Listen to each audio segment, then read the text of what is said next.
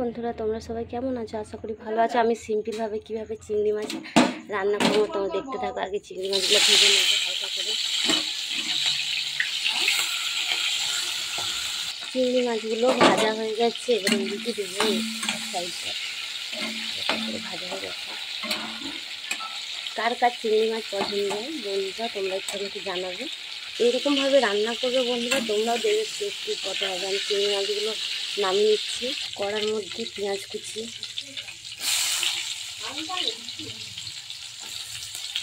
পেঁয়াজটাকে অল্প অল্প করে ভেজে নিয়ে তার মধ্যে টমেটোটা দিয়ে দেবো। এটা হালকা করে একটু ভেজে নেব। এর মধ্যে একটু জিরা গুঁড়া, লঙ্কা গুঁড়া, হলদি গুঁড়া, একটু পোস্ত বাটা আর এই মশলাটা একটু দিয়ে দিলে বন্ধুরা টেস্টিটা আরও রান্নাটা টেস্ট বেড়ে যাবে একটু।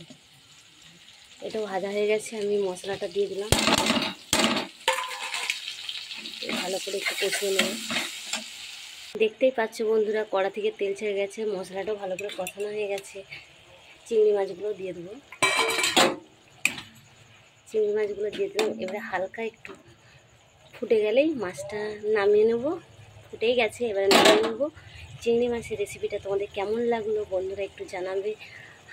এর সাথে গরম গরম ভাতের সঙ্গে সার্ভ করলে এত টেস্টি লাগবে, তোমরা একবার এরকমভাবে বানিয়ে খেয়ে দেখো। এখনকার ভিডিওটা এই পর্যন্ত বন্ধুরা, টাটা বাই বাই, ভালো থাকবে।